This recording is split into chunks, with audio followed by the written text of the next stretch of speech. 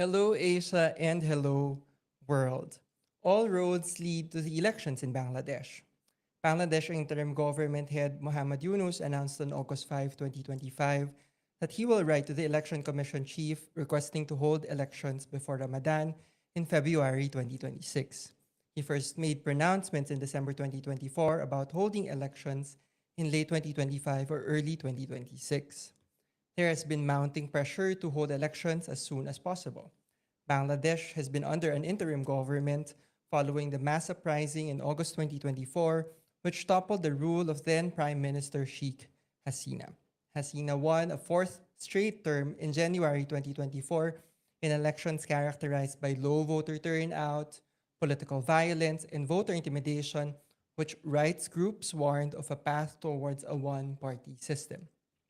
The international idea said the 2024 elections in Bangladesh fell short of basic levels of procedural and operational integrity, genuine political competition, inclusion, voter participation, safety, credibility, and legitimacy. There are ongoing efforts to reform institutions, including electoral reforms to ensure electoral integrity for the upcoming elections. The country, however, continues to grapple with remnants of the abuses and injustices during the previous regime as rights groups continue to call for reforms and enjoin those in power to make good on promises of change. In this episode of the Election Observer podcast, we'll discuss what preparations are being done for the next elections and the reforms that have been implemented to ensure electoral integrity in Bangladesh. I'm your host, John Antiquera, and we are live via ANFREL's Facebook and LinkedIn pages as well as via ANFREL's YouTube channel. The episodes of the Election Observer podcast can also be streamed later on Spotify and Apple Podcasts. Joining us in this episode are Brac University School of Law Assistant Professor Mostafa Hosain and ANFREL Senior Program Officer for Campaigns and Advocacy, Tharindu Abeyrathna.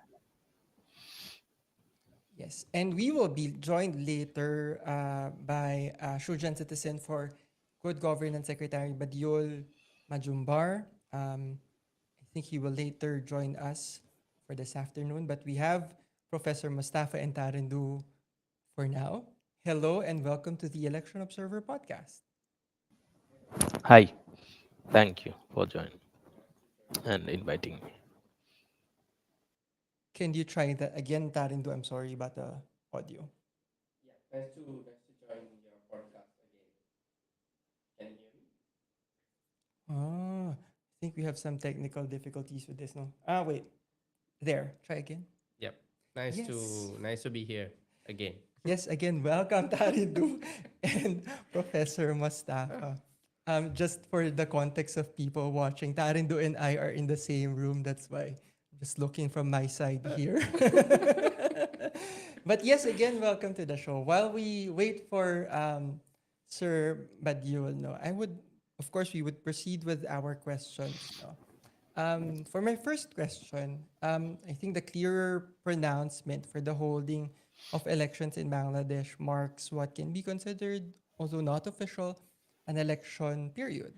In the coming months leading up to the elections, what do you think are the developments and activities that civil society groups, domestic and international observers, and key electoral stakeholders should monitor and pay close attention to? Also, what do you think are the issues and challenges that should be anticipated that might affect the conduct of elections in the country? Okay, Yes. so thank you very much for inviting me. Basically, as at the outset, I pay tribute to the July martyrs who, took the risk of their life for, bringing good governance, democracy, uh, and upholding human rights of individuals in a democratic society. So, as you know, that it has been more than a year that Bangladesh is going through the transition after the fall of the last dictatorial regime. Now, recently, as you rightly pointed out, that Professor Yunus has declared that a tentative deadline of conducting the national election. Now, what is important here, first of all, as a Bangladeshi, is that the national election, is an attracted issue because for last, several decades, going to the election centers, giving votes, exercising individuals' right, free choice with full security, and peaceful transition of the powers. These things were not actually experienced by the large number of Bangladeshis. And by this time, we have a new generation who have grown with a sense of pride and a sense of basic dignity with respect to their certain human rights. And one of such is right to vote, and to see that their chosen representatives are actually performing in the regulation of the state affairs. Now, in that regard, since last year, this interim taking power, there was one of the echoes we were accustomed to was about the election itself. Mhm. So, and people's courage, people's eagerness to go and give vote. Now, that was certainly an aspirations. At the same time, we should not forget about that certain issues which concerns us at the same time, like if you follow some incidences where mob lynching, law and order situations, these things were really concerning, and uh, uh, somewhere on several occasions we see that political parties, or the newly formed parties, were doing campaign and they were attacked, and they face challenges about conducting their peaceful assemblies and these.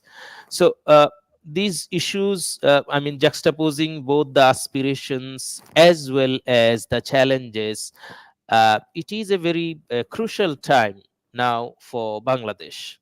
And at this crucial time, it is you know uh, I cannot say at this moment that there will be an absolutely peaceful and free elections, considering the severity of the law enforcement situations, how mob justices, things happening, and also we need to understand that people have the eagerness to vote. At the same time, they must be convinced that they are safe and they are going to a peaceful place where they will cast their vote. Now, those things really matter, and that, of course, depends upon the law and order situation of the country.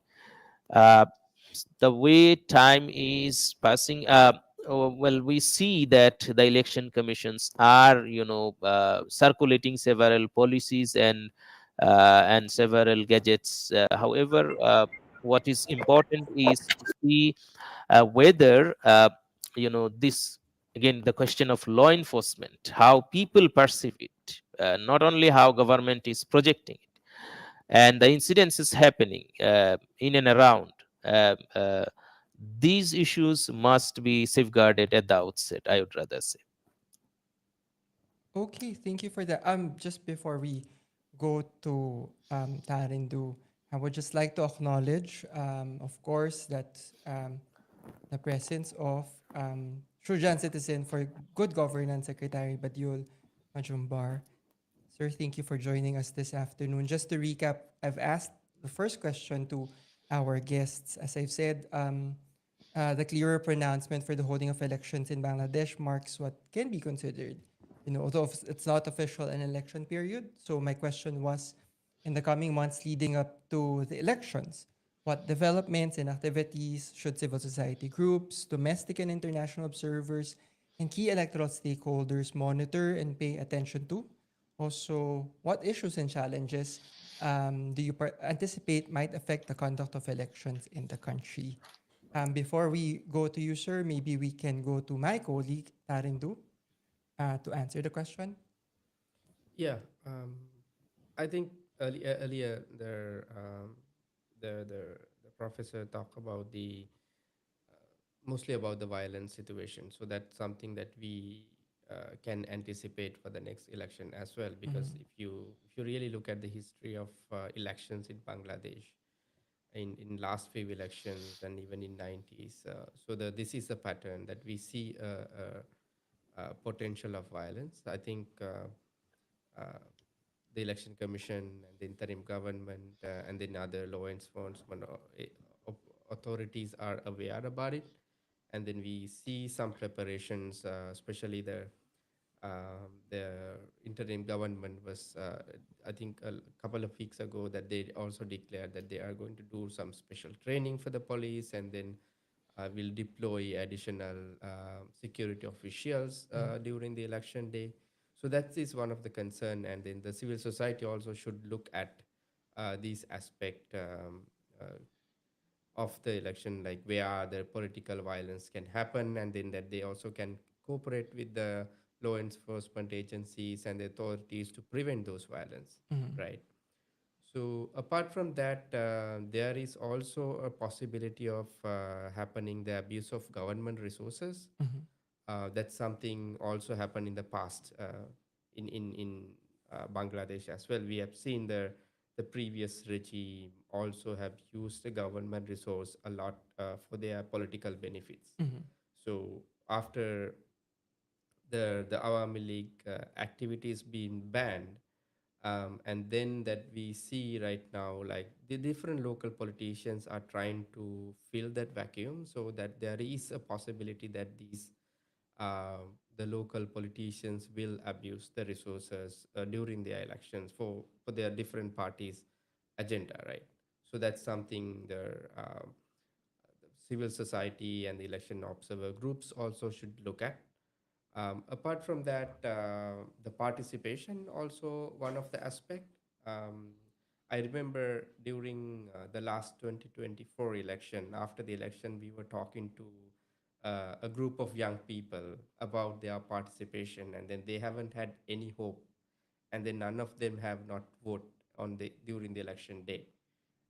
But after 2020 uprising, we see a huge interest among the especially young people about politics, Mhm. about the engaging with this political space, Mhm. and then I think ensuring their participation is very much important. Not just only youth, but also women, and then the person with disabilities, the national minorities.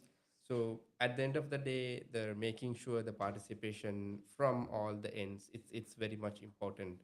Hopefully, the election commission and then the other civil society groups also will, will pay more attention on that.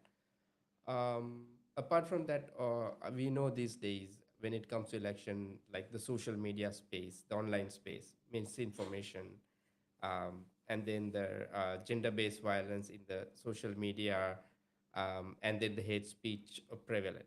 So that is also, I think, something that the authorities and also the election observers and the civil society should look at, because these online space violence also can lead into the physical violence during the election time. Yeah, I think those are some of the key aspects the authorities and also the election observers and then the civil society also have to look at. Mhm. Thank you for that, Tharindu. How about you, Sir Badiul? What do you think should people pay close attention to in the upcoming elections? I think we cannot hear you, sir. Hello? Can you hear us?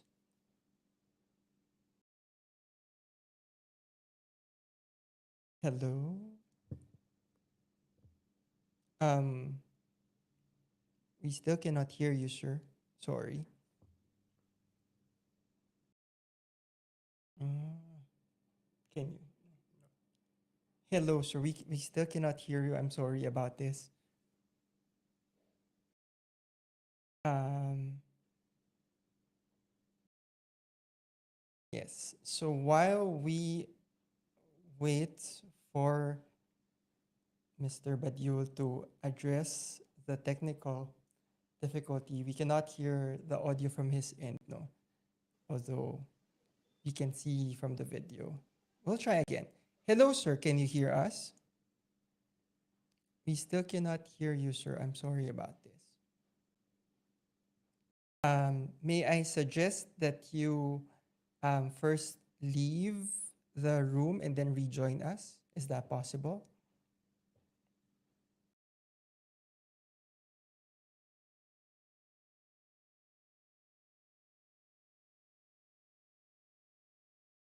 Hello? I will, yes.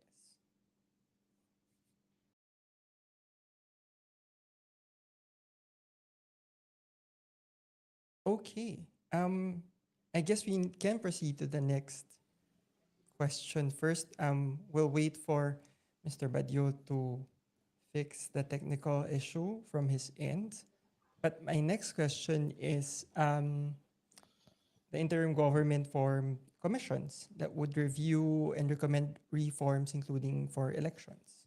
The July Declaration and July Charter have laid out ambitious reform agendas. No, which of these reforms do you think are most likely to be legally implemented before the election?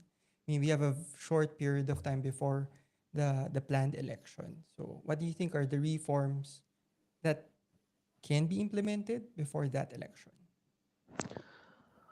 Okay, so the thing is, the deadline which has been shared by the chief of the interim government uh, is very short comparing with the agendas, the aspirations, the reformations which are endorsed.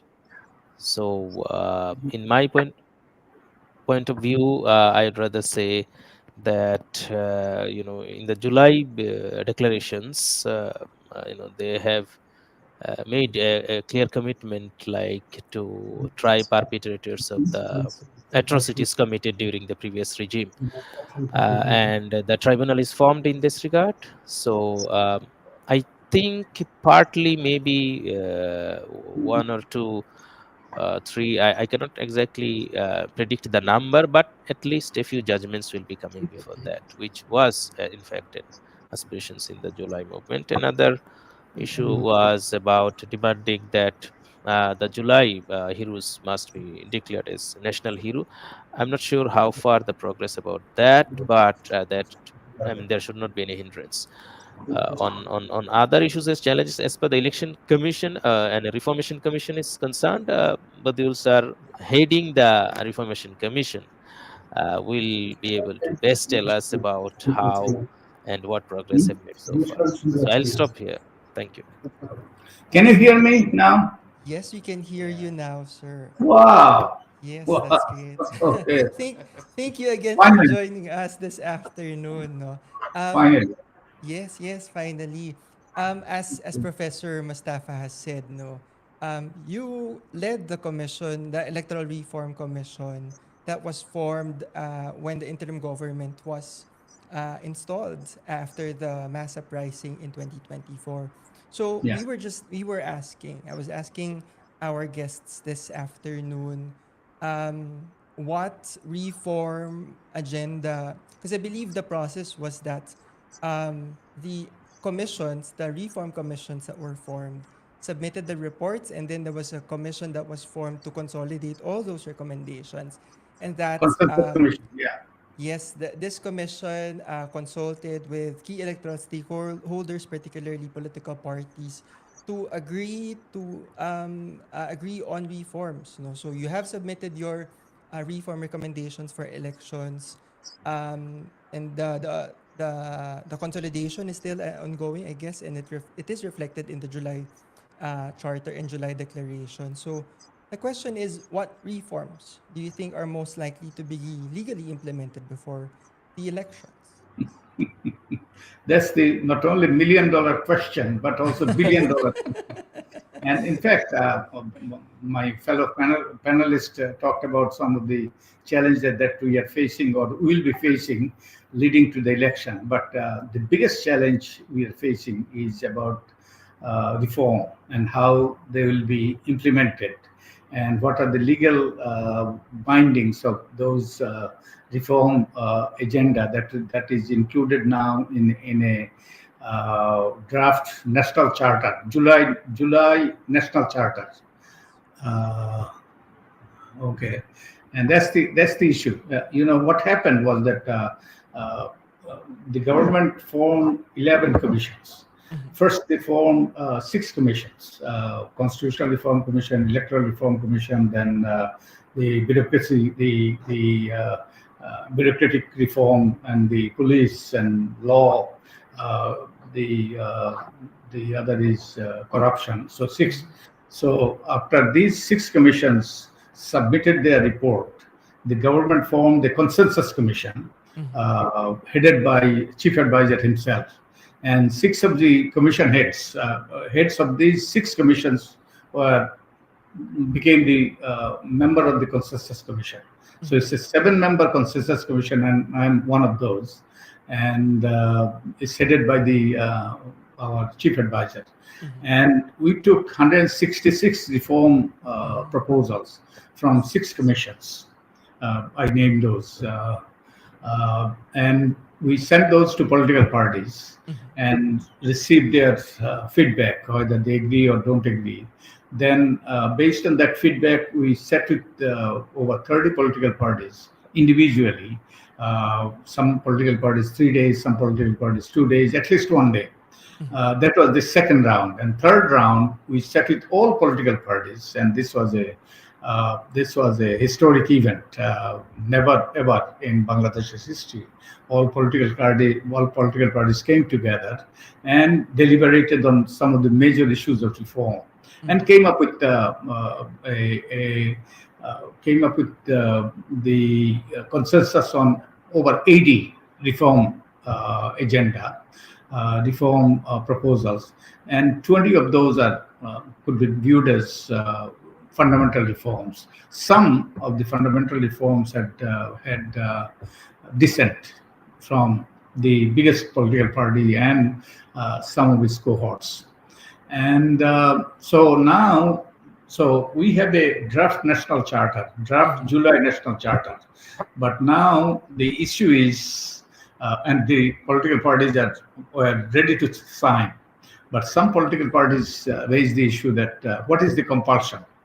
How will it be implemented? And whoever goes to power, is there any compulsion that they will abide by the charter that is signed? And so we are now. This is the issue now we are dealing with, and we have been trying to find ways. We are trying to getting legal advice from experts, and so we'll have to get over this thing. For holding the election, we'll have to. This is the biggest challenge, because some of the major parties, especially some of the right-wing parties and student-led party, they would not sign the charters, and they would not participate in election unless there is a guarantee that these will be implemented, and there is legal compulsion created for the charters. So this is the biggest uncertainty, whether or not we'll have an election. And hopefully we are keeping our fingers crossed and doing everything we can to bring all the parties together. And hopefully cool heads will prevail, and national interest will supersede all other consideration. So hopefully we'll be able to have the July national charter signed. Then it will be a green light for holding the election. Until that charter is signed, there is a great deal of uncertainty. Then after this green light is on, after this go ahead is given by signing the charter, then there are some, my fellow panelists talked about some of the micro issues. There are some major macro issues. One of the macro issues is signing the charter. The other macro issue is the elephant in the room outside. That's Awamu League, and what role they will play, and will they cause mischief? Will they cause the violence and try to disrupt the election? And they have the backing of, unfortunately, our neighbor, who is a budding superpower. And what role they will play? If they don't play a positive role, and Awami League is bent upon causing mischief and disrupt the election, then we'll be in a uncharted waters.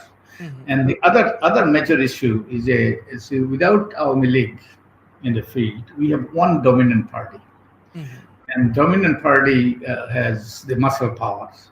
So we cannot rule out the possibility that they will just use their muscle power and all other things that they have going for them to really influence the election, do some of the bad things that we saw happening in the past.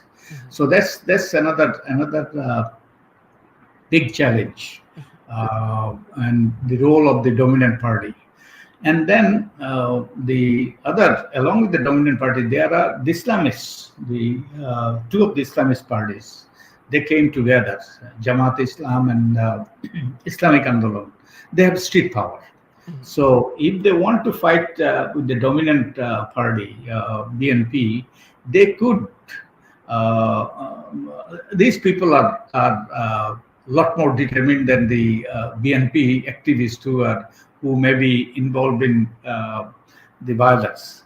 So if election, the BNP and these political parties don't want to play the game by the rule, then we may have an uncertain future. And hopefully we'll be able to convince everyone to play the game by the rules and hold a free and fair election. And again, then uncertainty is the role of Awami League and also our neighboring country. I'll stop here. Yeah, no. I just have a follow-up question to this because I was trying to look for the July national charter, but I think it's not yet available. It's not yet publicly available. But then, as you've mentioned, of the 166 recommendations that were consolidated by the consensus commission, 80 of them were accepted by the political parties. I've read in the news that there were 27 recommendations on electoral reforms. I'm just wondering if you can disclose this to now. I'm not sure if you can, no. But of the 27 electoral reform recommendations, which of them do you think has reached consensus among the political parties? Well, I don't know what the views I expressed. I don't know my fellow panelists whether they agree with me. But with regard to the electoral reform, see, most of the reforms can be implemented without really requiring constitutional change and without requiring consensus and going through what we went through. And those could be implemented through ordinances, promulgating ordinances or administrative decisions. And the Election Commission is trying. Election Commission is trying to adopt some of those things, and hopefully those will be included in a ordinance. And by the way, our commission, the Electoral Reform Commission, drafted even the ordinances that could be easily promulgated. Yes. So Election Commission is trying to adopt, but we do not know how many they are actually adopting. And because we are trying to find out, and we are trying to track. In fact, we have developed a document. We are trying to track the recommendations that have been adopted, partially adopted, and what's the status of those recommendations we made. And the one thing that concerns us is that some of the recommendations require the accountability of the calls for the accountability of the Election Commission. Unfortunately, Election Commission doesn't agree with some of the recommendations we made, to hold them to account. For example, we recommended that Election Commission should certify the election results. Within 48 hours of holding the election, the Election Commission should declare that whether election was free and fair and credible. And so Commission taking the responsibility. In the past, what happened was that the returning officer, who are the government functionaries, send the results, and the Election Commission just publishes or make arrangement for publishing the what is it called, the gazette, official gazette, making this official results. So Election Commission serves as post office, like post office. Get the results, send it to the government for publishing the official gazette. And the commission doesn't take the responsibility. This is a constitutional body, created an independent body, independent constitutional body for holding free and fair elections. So they duck that responsibility. We want them to take that responsibility.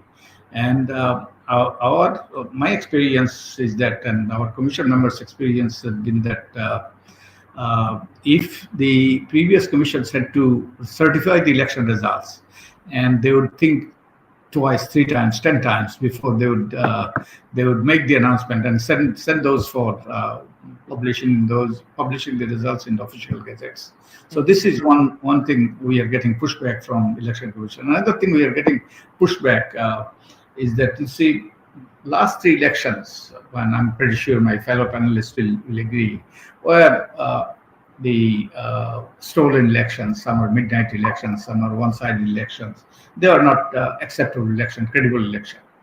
And the Election Commission were responsible, didn't do their job. And they were partisan, and there were a lot of complaints about them. And obviously the security agencies, the government influenced them.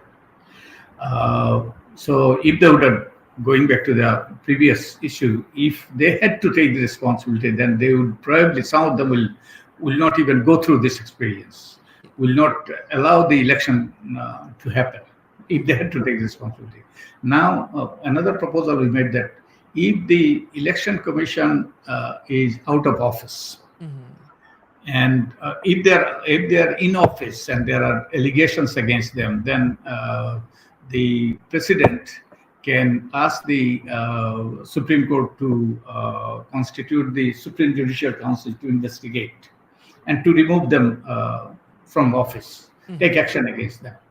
And but after they're gone, if they're not in office, there is no recourse, nothing. So we propose that after, if there are allegations, and there are serious allegations against last 3 commissions, if they are out of office and there are serious allegations, say the parliamentary body consisting of representing all major political parties and headed by the speaker, should investigate and then recommend to the president.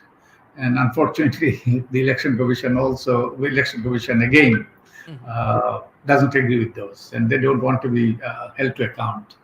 And so there are things like that. And another recommendations we made.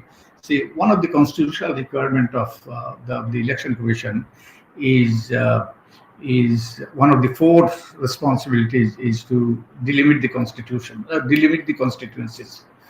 And in the past, there were serious allegations against Election Commission, especially 2008 election, which was considered to be reasonably free and fair. And there are serious allegations against the Commission that it manipulated the constitutional delimitation. And this allegations come from BNP. So we recommended that this be done by an independent commission rather than Election Commission, so that it's kept out of any controversy. And Election Commission is up in arms, and they don't want to give that up. And so we recommended that for this coming election, they should form a specialized body with people with required skills. Election Commission doesn't have those skills, and let that body recommend, and then Election Commission use their recommendations to delimit the constituencies. So these are some of the disagreements the election commission has against our Recommendation. the recommendations we made by the electoral reform commission. So there are other things they do not agree, but these are some of the two important issues they don't important recommendations that don't agree with, and so we'll see what happens. And also they have changed some of the other recommendations we made. We want to find out what changes they have made. For example, we have recommended no vote. And this was part of our statute in 2008 elections. They seem to have changed. And so we are trying to find out what actually they have adopted, what they have not adopted. And so hopefully they will adopt the important recommendations, and as a result the legal framework will be appropriate for holding fair election. Yes. I still want to continue on this discussion. Particularly, I just wanted to modify my question a bit, because the question is what are most likely to be legally implemented. But as you've mentioned, some of the recommendations don't necessarily require constitutional amendments. And that's as of now, if the elections will push through in February 2026, we have less than 6 months to go before the elections. So I wanted to ask, what recommendations should the Election Commission and election authorities consider implementing to ensure that ensure electoral integrity in the upcoming elections? We have 6 months. We have very limited time for reforms or for to improve systems in the elections. So, what could be implemented? What could be very seriously considered and implemented in such a short time? Again, there are two types of issues or recommendations. One, bulk majority of the recommendations don't require constitutional change, and they could be implemented through ordinances or administrative decisions. But some of the recommendations will require constitutional change. For example, we recommended the parliamentary seats to be raised to 400 and 100 reserved for women. We have now 300 that will require and reserved for women 100, and there are different ways of electing those 100. And also there are recommendations about upper house, how to elect the upper house. And so some of these recommendations, how the president will be elected. So some of these will require constitutional change, but they would not affect the election commission's ability to deliver free and fair elections. Those are the decisions that will be made and that are not likely to be implemented before the next election. They are likely to be, most of them will be implemented after the election. And obviously some of the political parties want some of these to be implemented before the election. So we do not know. That we'll find out in the next few weeks. But I think the Election Commission can go ahead with almost all recommendations to implement almost all recommendations, and which will pave the way for a free and fair election. And some of the recommendations will have to be implemented by political parties. For example, we recommended that as part of the conditions for registering political parties need to be registered under the Election Commission. We recommended that political parties, to get the registration, they must be all their officers must be democratically elected, and there must be financial transparency. Yes. transparency of their all their finances, and they must abolish their affiliated and associated bodies, and also their uh, grassroots members must prepare uh, panel panel from which the nominating board will nominate, the central nominating board will nominate. So these things, the unfortunately so far, election commission has not adopted, and they have been, these we recommended as conditions for the registering political parties under the election commission. But election commission has been going ahead with the registration of political parties without really implementing those. So some of the reforms that it's too late to recommend. I hope in the future they will take those into consideration and implement those. And some of the election, these will have to be implemented by the political parties, but the election commission will have to ensure that political parties implement those.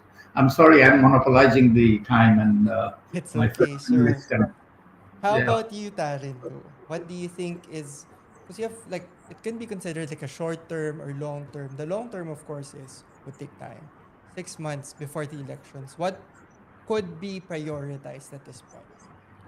Yeah, I think as Dr. Badul mentioned that there are a lot of recommendations that can implement even without any like the constitutional Mm-hmm. change. For example, the election commission also can change some of their bylaws, some of their directives. Mm-hmm. One of the best example is the election observer groups Mm-hmm. that we all fall under, right? Yes. So the election commission has issued the guidelines Mm-hmm. for the local observer groups and also for the international election observer groups. Mm-hmm. So through those guidelines that you can change the entire the way of the election observation, Mm-hmm. and then open the election observation and make it more inclusive. That will directly impact the integrity of the election and then the transparency of the election at the end of the day. And also, there are some other provisions like when it comes to the election day, the polling station procedures. Mm-hmm. So the election commission can very proactively do those reforms and then Yes. make those changes through their internal procedures. Mm-hmm. That will have a direct impact on the elections. Yes. So before we proceed to the next question, do you have anything else that Just you want to say? one sentence I want to add. These things, we made recommendations, specific recommendations for monitoring and guidelines. We have given those, and election commission can go ahead with those. So Uh-huh. there is no problem. Yeah. Mm-hmm. Mm-hmm. Yes, Professor Mustafa, would you Yeah, have yeah. I anything to just add said, to it? I mean, I was just following how the election commission is preparing itself. So in that regard, what we see, and Indu has mentioned about the policy adoption related to the local observers, Mm-hmm. and also guidelines it has prepared about the international observers, and also about the media and journalists about Mm-hmm. the collection of news and all these things. However, uh, while going through the policy related to the observers, Mm-hmm. will give a plain reading. Just the reactions I have is that, like, they have endorsed that, and they have admitted, they have made the mechanism like, well, if there are any discrepancies, any irregularities, any kind of things happen, so that should be informed to them, and for future purposes they will take the decisions accordingly. So it's a kind of not having much about the ongoing or incumbent election. It's more rather like whatever will happen, then for future other elections they will take the reformations and other things. So that one aspect I thought to share. Yeah. Okay, thank you. I also just wanted to address what can be considered an elephant in the room. No. I've been told that the banning of the activities of Sheikh Hasina's Awami League is quite controversial topic. So how do you think the government is addressing concerns about political inclusivity, particularly after the banning of the activities of the Awami League? Anyone can take the question.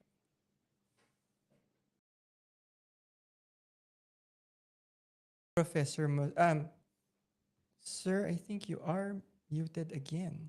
Or no. You are not audible again, sir.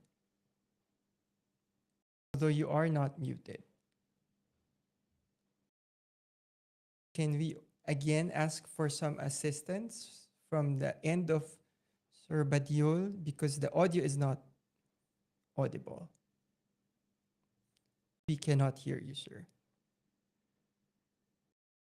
Yes. Maybe leave and come back. Maybe leave again and then come back. Yes. We this is live, so we are experiencing technical difficulties. Apologies for that. But Tharindu and Professor Mostafa can respond to the question. Okay, so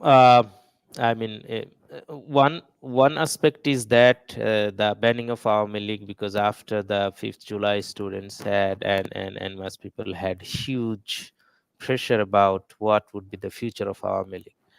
And particularly the families of the martyrs and the injured people, as well as the others, the groups who are suffered the serious trauma related to the disappearances. As you know, there is history. So accumulating all these reactions, there was this mass kind of a demand that should be banned. On the other hand, I think the government has, the interim has, started opening, kind of, allowing the new parties to be formed. You see the NCP, the young-led groups who have, recently made a whole visit of the whole country, and that is one aspect. Yeah, they have attracted a good number of youths. At the same time, there are many news uh, uh, many youths who took part in July, like Up Bangladesh is one. And also the thing is, but the thing is, when you juxtapose this Awami League BNP on the one side, what Sir was rightly pointed out, and a serious issue. In that regard, it is a quite serious challenge, which will, encounter the future, particularly the future elections. In this regard, I think how the young voters, the young groups react and respond, in addition to how the interim takes preparation. I mean, an election not only relates to the just conducting the day, the conducting the poll at the day of election. It requires a whole series of preparations from a quite long time.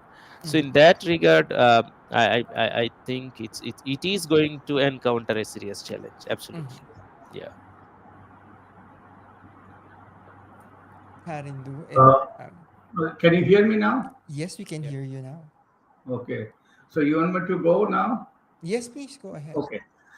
With regard to Awami League, it would be, as I understand, the government has banned these activities, and the election commission also postponed its symbol, election symbol, use of its election symbol postponed. Hopefully, it will be decided through the legal process, the future of Awami League. But unfortunately, the Awami League has lost the character of a political party. During the uprising, along with the security forces, along with police and the other security forces, Awami League, the members, rank and file, engaged in violence, engaged in killing, engaged in all kinds of bad things. So they cannot avoid that responsibility. And that's not how a political party should function. And more seriously, after they fled, and not a single word of the apology or even in fact, not only they couldn't apologize, but they are blaming the victims. They are blaming that it's the students, it's the Professor Yunus, who is the head of the interim government, and others caused the violence and caused the killing. So totally, they have an amnesia, total denial, and which doesn't go go well, even with some of the army sympathizers. Although they are diehards accept this narrative that they they were not responsible. They are not responsible. Somebody else. And more importantly, the Awami League and the whole leadership fled, Mhm. and they have culpability, and there are serious allegations of wrongdoing, murder and torture and disappearance and all those things. Mhm. And the those who are accused, obviously they will have to go through the legal process Mhm. to determine whether they are guilty or not. Mhm. But they have not allowed Awami League to emerge, a new Awami League to emerge with people under the leadership of people who are not blamed of or are not accused of committing murder and suicide. Mhm. And Sheikh Hasina would not let go the control of Awami League. As a result, no alternative structure, Awami League Mhm. structure has emerged. So these are the formidable challenges. Even if you want Awami League for election commission to engage with Awami League, there is no Awami League. There's no one. And Sheikh Hasina has not relinquished the control of the Awami League. Sheikh Mhm. Hasina and her cronies are all in India or in other countries. So, because of all these factors, and most importantly, they have committed serious crime. And we have seen it, and obviously these are not proven. But we all saw it happening with our own eyes. So these are the formidable challenges. But Mhm. if family could come to terms that this has happened, and some people committed these things, Mhm. committed these atrocities and committed these excesses and killing and all those, Mhm. and if they would have asked for an independent investigation and determine who is responsible, and they must face the music, and then ask or allow a new leadership. And obviously, there are serious allegations of against Hasina.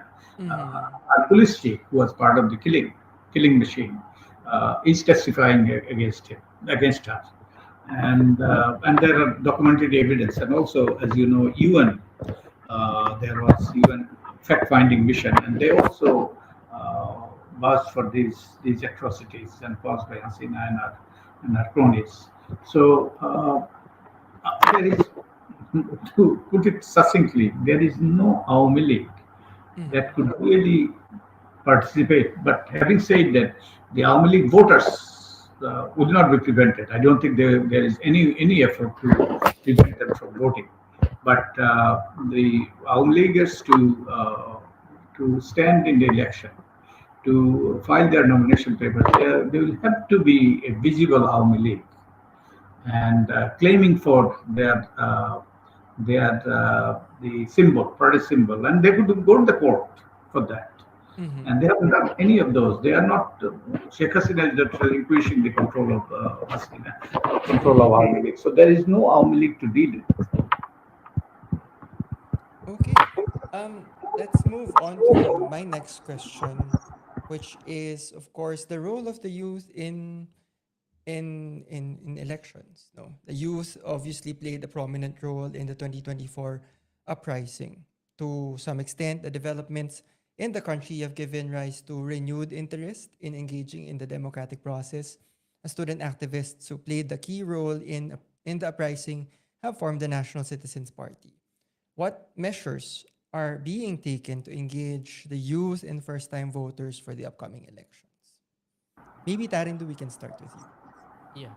So earlier also, I mentioned, like when you go and talk to the youth, among the youth, there is earlier it should be like the youth, like we are away from the politics, but Mhm. there's a new awake, so that they want to engage with the politics, and Mhm. then we see the youth are discussing about the politics, especially after that uprising, because uprising itself came through the young people, Yeah. right? So We see when it comes to especially the voter registration, there are the new election commission. The election commission is currently working on the voter registration, Mm-hmm. where that they are trying to get the new the voters, including the youth. That we also when we observe the surface that um, there are a lot of new young voters being added to the voter roll, and Mm-hmm. it's a good sign. Mm-hmm. I think it's now somewhere around like 122 million voters Mm-hmm. in the new voter roll, and quite a lot of young people. And also, Mhm. we've seen a lot of young women Mm-hmm. also being added to the voter roll. That's Mm-hmm. also a good sign. Uh, Basically, typically in Bangladesh, whenever even the women population is higher than the male, Yep. but we see in the voter registration the less women when it comes to the actual Yep. voter roll. So, but now the election commission is proactively also trying to add more the uh, the women into the voter roll, and then the new being added. Most of the names also are the women, so that's a good thing. Apart from that, like we saw that the young political parties Mm-hmm. also trying to be get registered. Like for example, the NCP, the political party who came out of the uprising. Mm-hmm. So they are right now currently under the registration process. Mm-hmm. So apart from them, we heard the last information that during the deadline, so 144 political parties been applied to register Mm-hmm. under election commission. But after the, I think after checking all the documents and then the everything, the election commission have shortlisted around around 20 political parties that now still the registration political process is going on. So we see the youth leaders who want to come into politics through Yep. the political party as well. Apart from that, what we haven't seen particularly the youth focus voter education yet, Mm-hmm. but I think that is something that we all have to look at, like including the election commission Mm-hmm. as civil society groups, that we really have to go to the youth and then do some voter education, Yes. because they've been disengaged with this process for Yes. quite long time. Mm-hmm. So even if you go and talk to the people around like 30 years old, like Yeah. the they what they say, like we never vote in our life Yes. so far. So that vote education is very much important. I Mm-hmm. think that is something that we all have to look at. Mm-hmm. I remember also Professor Mustafa, you said this one. I'm just echoing on what Tharindu has said that, there are young people now who have not experienced elections that are quite free and fair. So how do you think, what measures do you think should be taken to engage those people that there is an election coming up? There might be some changes. There are efforts to reform institutions and to ensure electoral integrity for this upcoming election. So how should these youth and first time voters, or even the not so young but still young voters, be engaged in the electoral process? Okay, so one of the thing is that after this July mass uprising, the stake of the or the credit mostly goes to the youth, and then after we see young people engaged in different state reformation activities, and in each of the commission formed, sir was leading one commission, so there were one representative from the youth group in each Mm-hmm. of the reformation commission.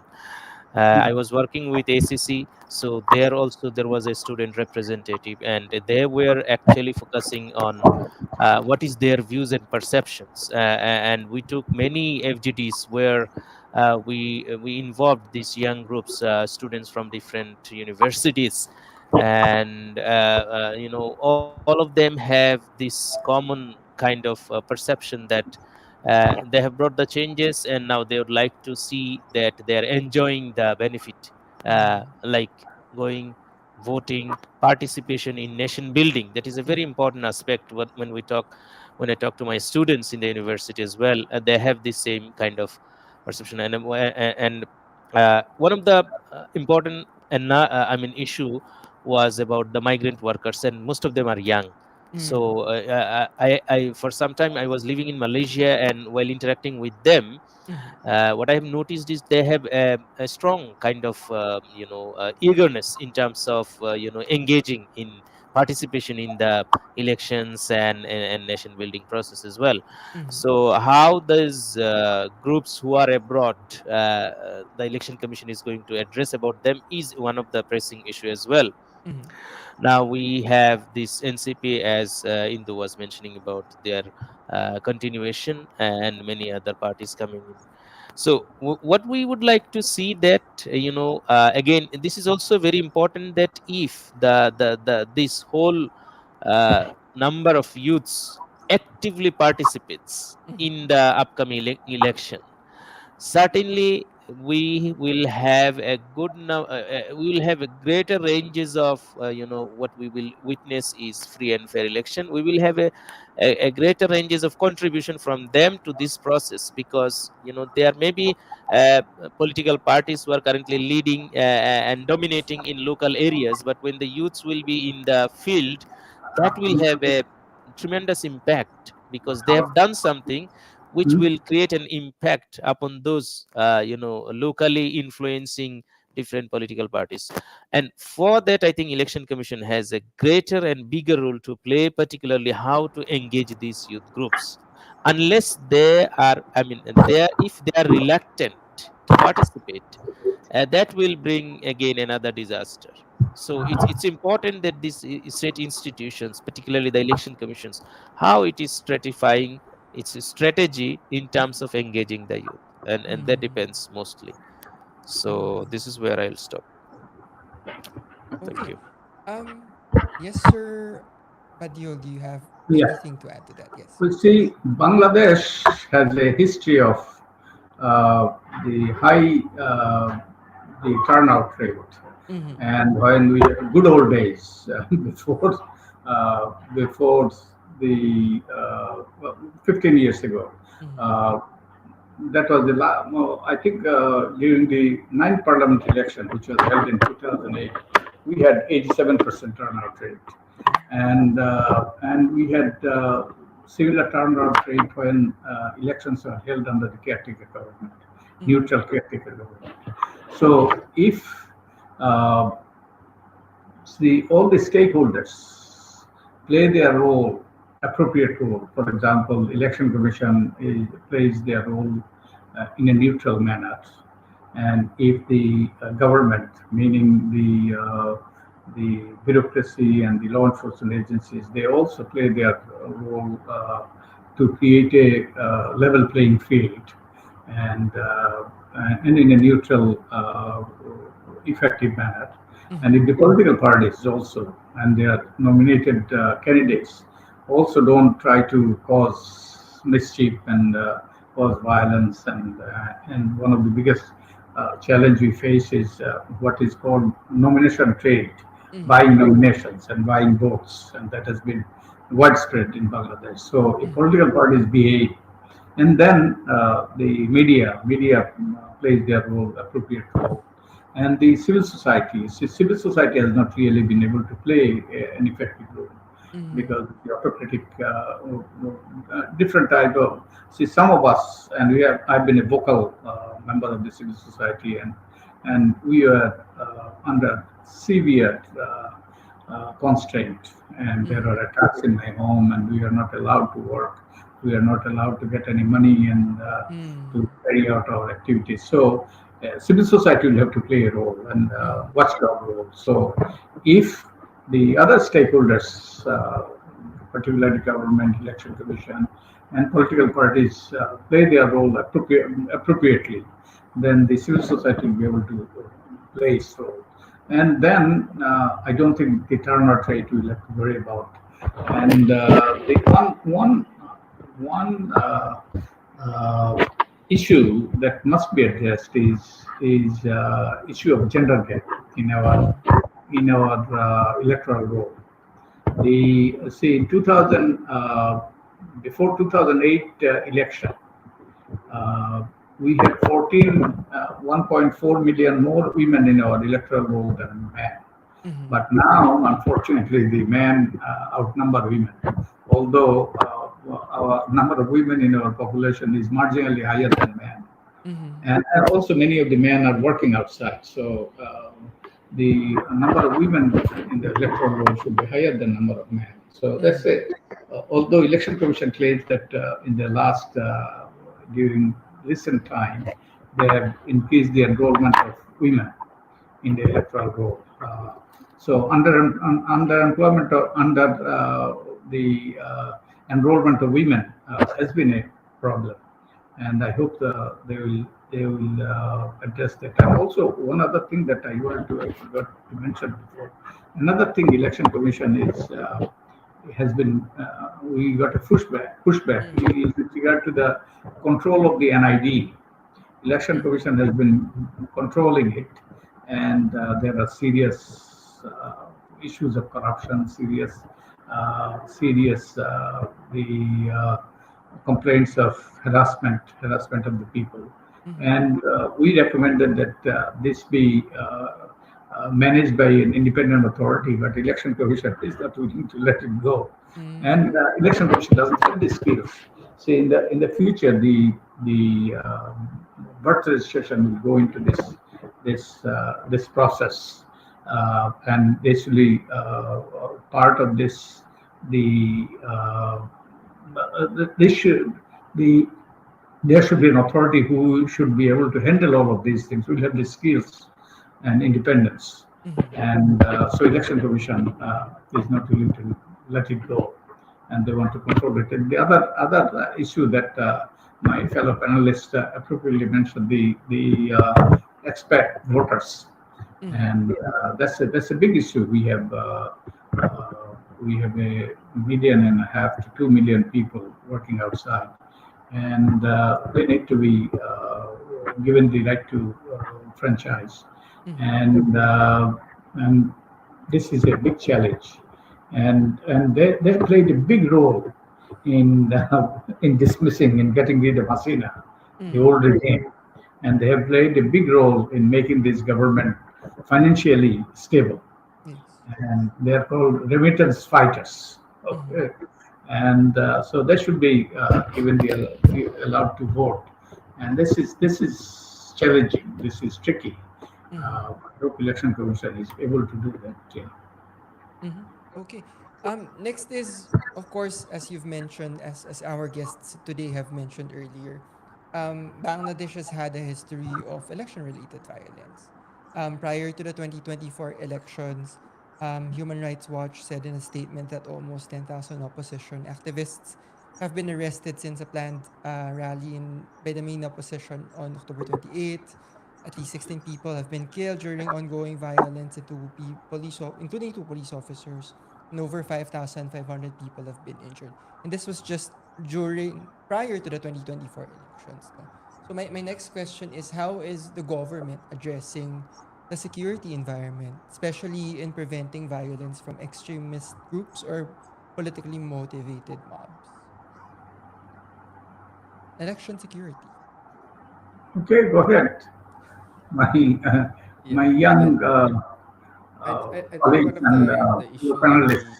see right now, apart from the clashes between the parties, Uh-huh. so we also see, if you look at the news, a lot of intra-party clashes also happening, because the power dynamics have changed entirely, after the Mm. uprising, and then the new players especially in the local areas want to take their power in control. So that is happening right now, and then when we will see this arise closer to the elections, Yeah. when the campaign period start. Typically the violence that we see it like clash between the different groups, Uh-huh. and also attacking some party officers, Mm-hmm. and then yeah, like the intimidation to some particular groups. example, like vulnerable groups, minority groups in the Mhm. hill tracts areas. Mhm. So those can be happen. But we are still actually, we are still we see there are announcement from the election commission and then the interim government side when it comes to their preparation. So we heard like they are going to earlier, as earlier mentioned, like 800 security official 800,000 security officials will be deployed during the election. Mhm. And then there will be some uh, uh, the training will some training will start in September, but we still have to see how it will come out. Mhm. But I think what we have to stress here, and then most important thing, these law enforcement agencies, the election commission, and then the other election stakeholders have to work together Mhm. to resolve this issue. Mhm. So I remember the experience coming back from Sri Lanka in back in 90s or late 80s. In Sri Lanka, the elections were very much violent, Mhm. like what we see in Bangladesh right now. Mhm. But what made the elections more peaceful is the collaboration between especially the civil society, Yes. and then the law enforcement authorities. Mhm. So they work together to identify what are the risks, what are the areas of risk, what are the things that they can do together in preventing this alongside the political parties. Mhm. So that is the most important thing, I think, what Bangladesh also can do right now, in order to we may not be able to the reduce the violence in one election cycle. So Yes. gradually, it will reduce if you have a proper collaboration, if you really commit to work together. Interesting. It's nice So, to hear, bro. Yes. uh, my precise understanding is that, look, if in all the at least last three so-called elections, Yeah. the regime in power and conducted those. So now Mhm. the scenario is different. You have an Mhm. interim government. So what did is the last regimes always targeted the political oppositions and did everything they wanted to make sure that their process is not impaired. Mhm.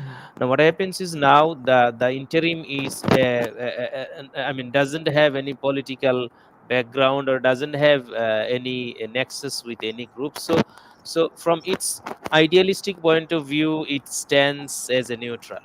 Mhm. Secondly, in all other previous elections, Sar is the most experienced person in the country observing the election kind of thing. So what we see, like even before during the caretaker regimes, maybe in 2001 2000 and before that, the immediate last regime who was in power used to have a conflict and clash with the power which were in opposition the Mhm. moment caretaker comes in power. Mhm. Now you have the regime who led last 16 years is not here. Yes. So I mean these two advantages give the incumbent interim to lead.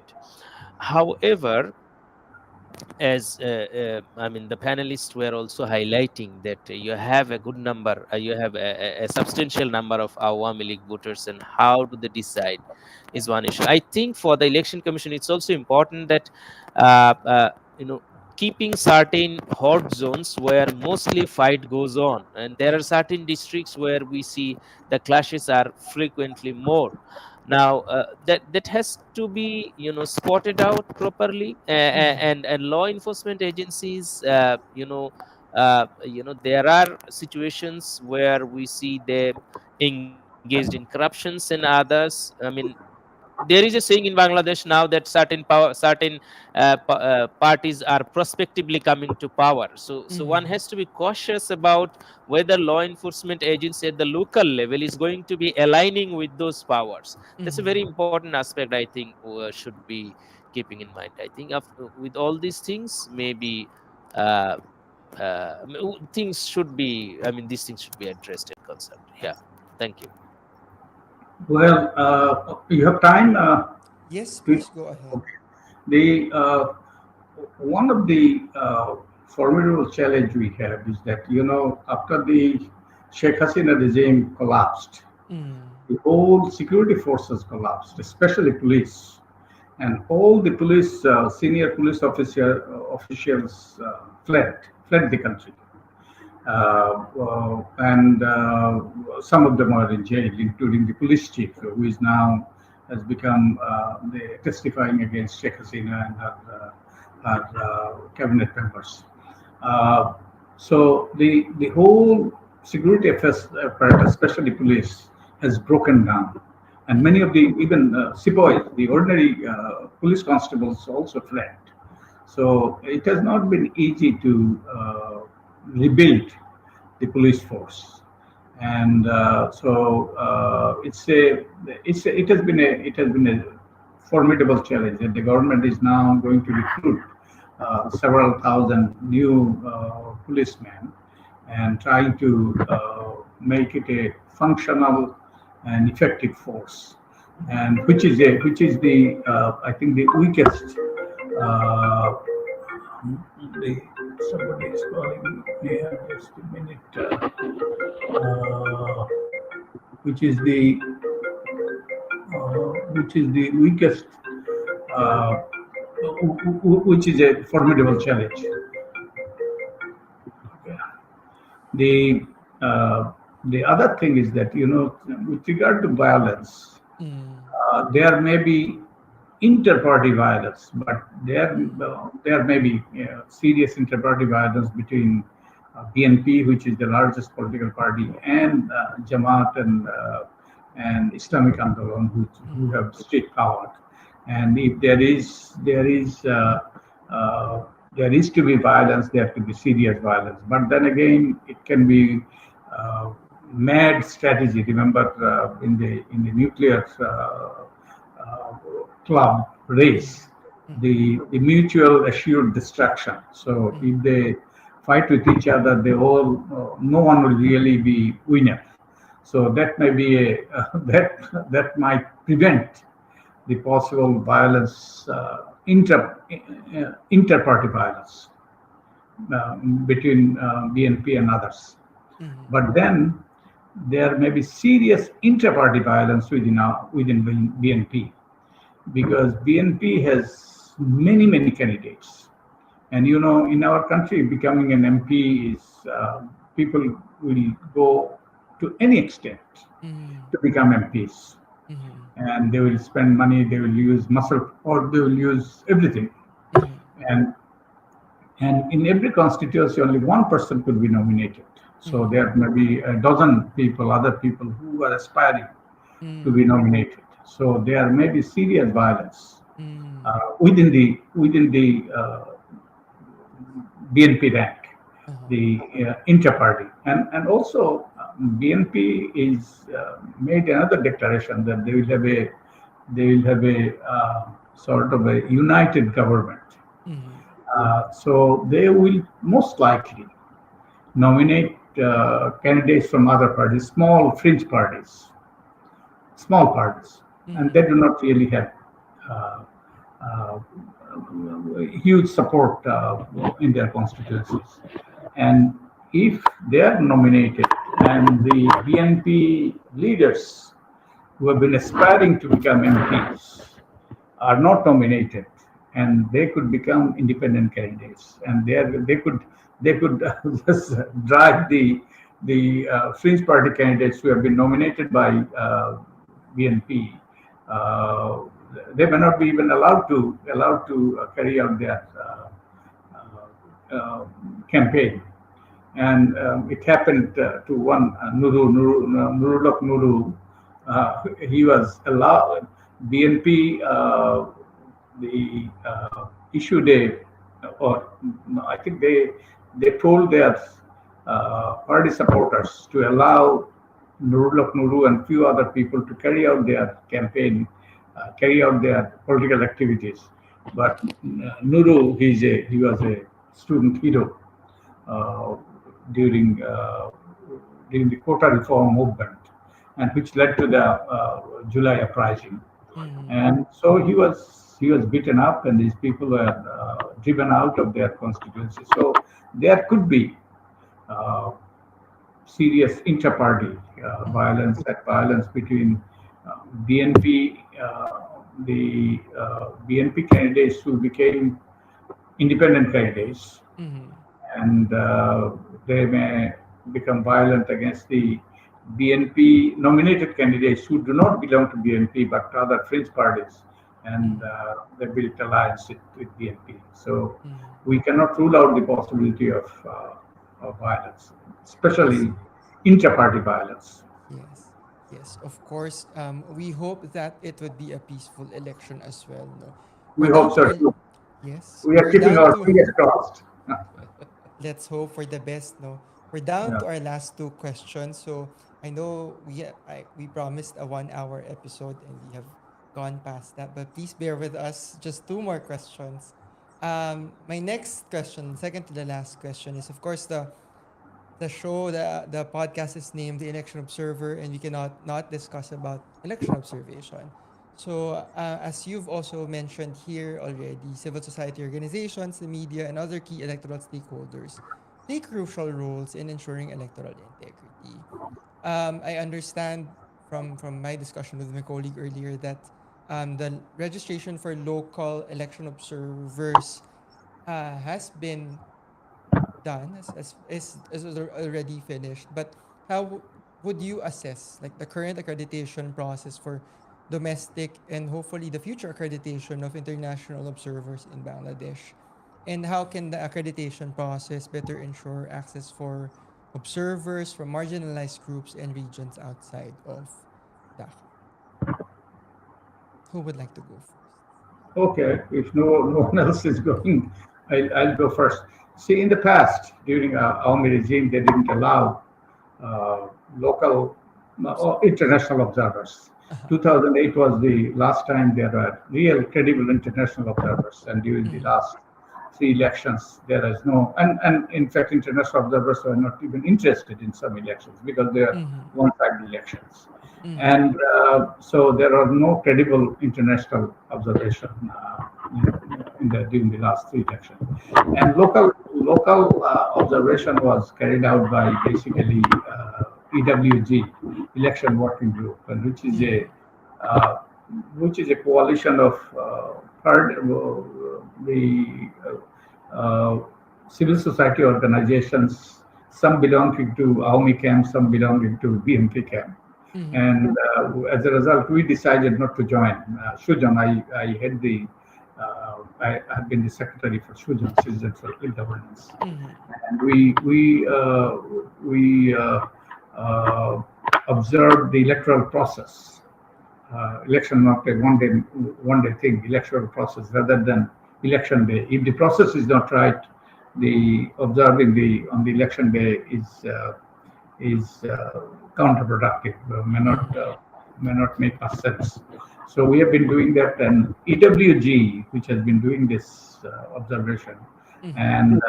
and one of those EWG member was Kulimullah, and what's the organization? His name Kulimullah's Kinamna organization Kulimullah Nam organization that he has a he has been in this business for a long time, and he Mm-hmm. was part of EWG. But EWG is now defunct, Mm-hmm. and Kalimullah is in jail.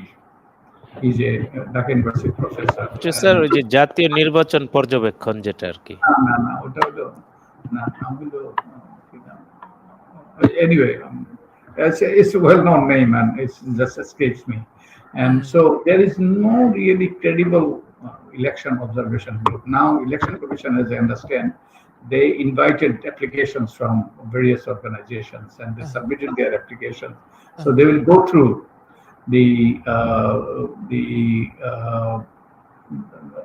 through these applications and decide about whom we are going to accredit. And I hope Election Commission does a credible job, good job in selecting candidates. But there are very few people who have really election observation experience. There are some organizations which had some experience. They were part of EWG, but they had some political bias. Mm-hmm. So there is no election observation group as such, credible election observation group. I Mm-hmm. know there are some organizations such as Khan Foundation, there are the Democracy Watch, and then Lighthouse, and some of these are probably going to work with ANFREL.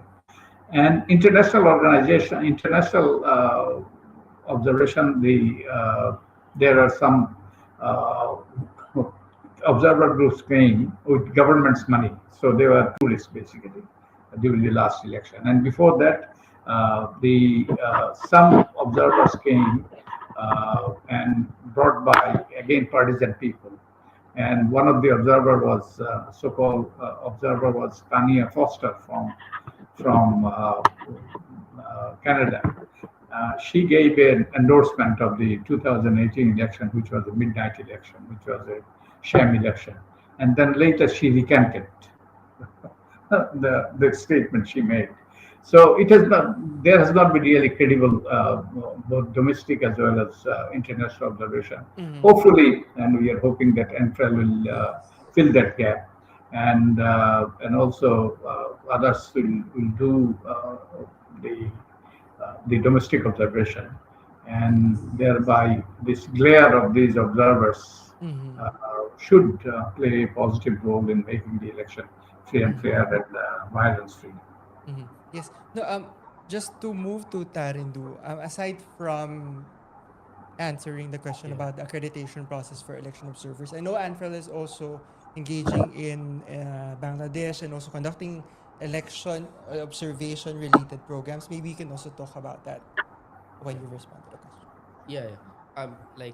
In April, actually, ANFREL did an assessment. Mm-hmm. So we met with like different election of stakeholders and then try to understand what is their needs, what is the challenges that they are going through. So the main purpose of this assessment also to Mm-hmm. meet mostly with the election observer groups and then try to understand what are the challenges that they are facing. Mm-hmm. So one thing we realized after this assessment is the as Dr. Badiul also mentioned, um, these election observer groups also facing an issue that lack of trust Uh-huh. upon them. Uh-huh. So because last 10 to 15 years, the mostly the election groups are observe the elections are the bias groups, Mm-hmm. whether it's internationally or whether it's locally. Yes. So they are also facing a issue building trust. And Uh, then also among the civil society, also a lot of divisions, lot of distrust. mm-hmm. So that is something that I think we are the election observer groups and the civil society are working on. Mm-hmm. That has to be improved. And also again the on the election commission itself, like because of the previous the patterns, the way the election commission work, so there's a distrust among on the election commission as well. Okay. So the commission also has to work on, like more on building those trust, Trust. like to from the election observer groups, Yes. from the civil society, Uh-huh. closing work together with them. That's one of Mm-hmm. the issue that we have seen. Mm-hmm. So as earlier mentioned, you also the election in Bangladesh, when it comes to citizen observation, there are two types of registration. Mm-hmm. So the organizations will have to register first, Mm-hmm. months before the election as a citizen observer organization, Mm-hmm. and then the election commission will provide the accreditation for the election day observation just few days before the election. Mm-hmm. So earlier there were a lot of issues, as earlier mentioned. Like it was they were not given the accreditation cards in on time and everything. But the guidelines has not changed a lot Mm-hmm. from the previous time, but there are some changes, and then try to give more room, like the provide the accreditation cards a little bit earlier than it used to be. Mm-hmm. But and also the election commission has released the accreditation guidelines for the international election observers as well, Okay. even though that they haven't called for the international observers yet Mm-hmm. to apply for. Mm-hmm. When you look at that one also, it's also pretty much closer to the previous ones. Mm-hmm. But there are some changes that they have defined the what is election observation, and then try to add more definition to the long term the electoral process observation part as well. Mhm. But one of the most important the change that I have seen is especially when the international observers. Earlier, the observation, the final who comes to observe, the final decision was not really taken by the election commission itself. Mhm. So it was given to more, the control to the Ministry of Interior, Uh-huh. so that there are political intervention can be happen. But Uh-huh. now the new guidelines that the election commission will take the final decision Mhm. on who will observe. Okay. So I think that that is a good positive sign that we see. Mhm. But still, as I said, like there are not much changes, and then there are some issues. The definition, or like when it comes to long-term observation. Mhm. So because as we know, when it comes to observing election, we observe the entire process from Yes. the election day, like like voter registration right now happening, Yes. the political party registration is now Mhm. happening, and then we observe until end of the election, and then the dispute resolution Yes.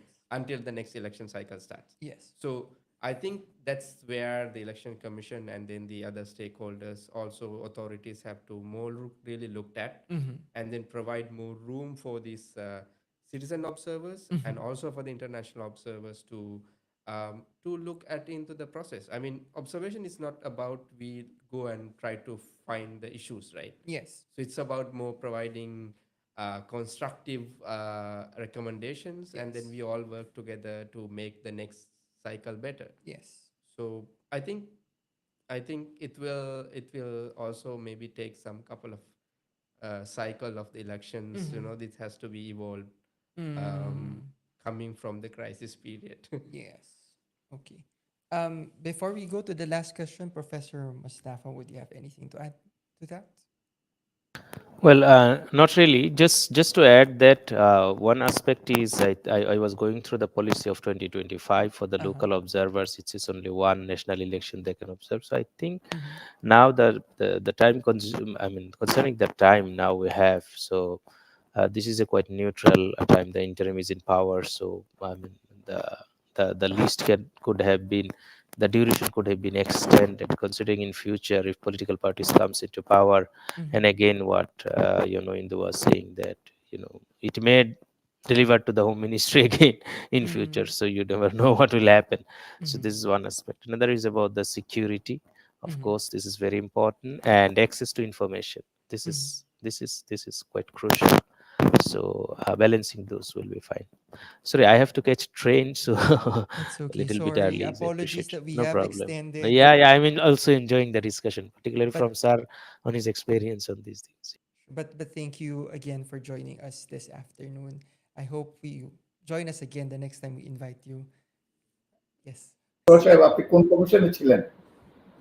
Sir আমি এমনিতে ব্র্যাক ইউনিভার্সিটিতে ল ফ্যাকাল্টিতে আর কি assistant professor, and আচ্ছা, I'm also an advocate in the Supreme Court, so a legal arena. ও আচ্ছা, আপনি কোনো কমিশনে ছিলেন না তাহলে? আমি ওই টিআইবির কনসালটেন্ট ছিলাম ইন দ্য এসিসিআরসি রিফরমেশন কমিশন, আচ্ছা, আচ্ছা, ঠিক ওই আছে, report okay, writing and then all the overall আচ্ছা, highlight. Yes. okay, so yeah, my son Yeah, is we had meeting with him. We had meeting several occasions. No, he is a national kind of asset, we consider. Yes. thank you, thank you. Yes, yes. Thank you again, Professor Mustafa. No, but if you still have time, I would just ask my last question. It's up to you to leave. I understand. Please, I'm please. sorry. Yes, but Yeah, my last last question. If it question, is last question, of course, yes. Yeah. my last question is just as Bangladesh heads to the polls, I just wanted to ask, what is your hope or probably prayer for the future of the country? So, I mean, always we wish and hope for the best. We hope that the way the young took the spirit in July, they Mm. should be active in holding that. I think Uh-huh. that will reflect, and that depends on the interim, how they're approaching. And I think people like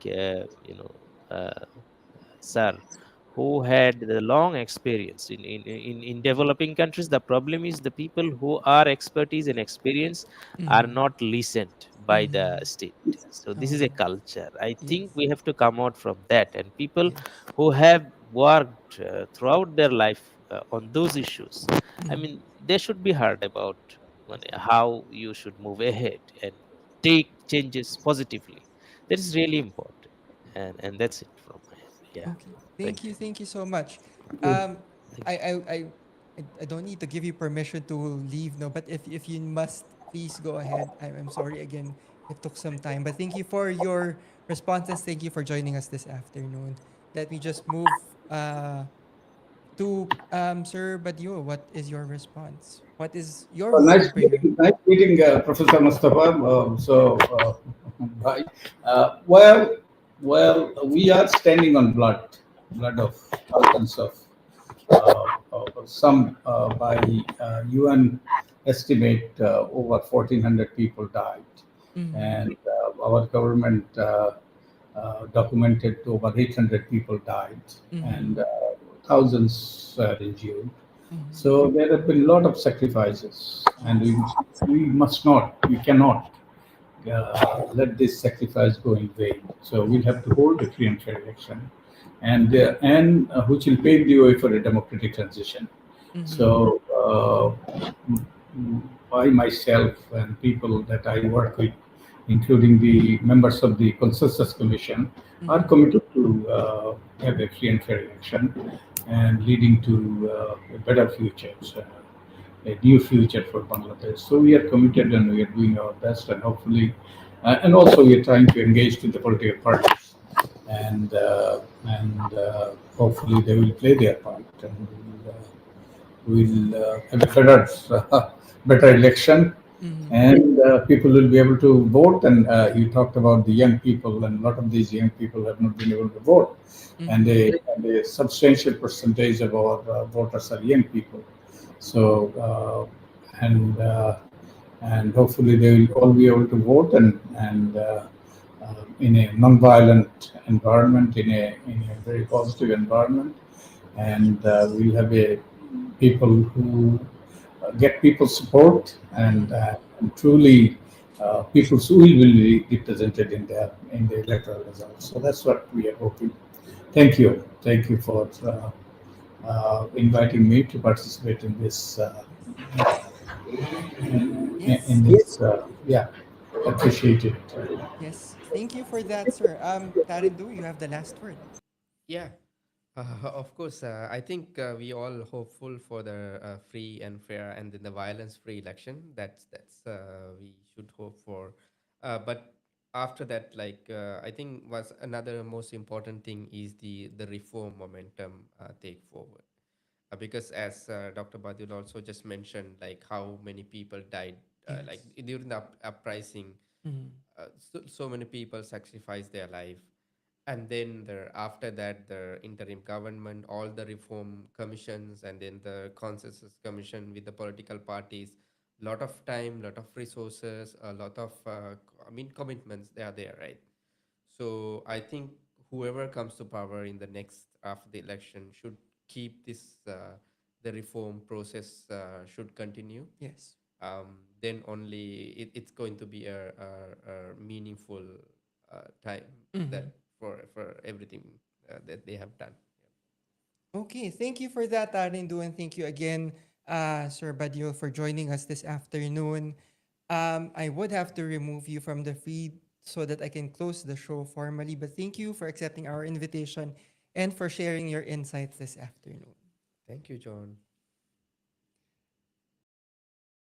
And that has been the Election Observer podcast episode on what preparations are being done for the next elections and the reforms that have been implemented to ensure electoral integrity in Bangladesh. Get the latest news and updates about ANFREL programs and activities through Facebook, X, LinkedIn, and TikTok pages of ANFREL. You can also subscribe to our YouTube and WhatsApp channel. Please follow the Election Observer podcast on Spotify and Apple Podcasts. Thank you for joining us again this afternoon. I'm your host, John Antiquera. Have a great day, everyone. Bye.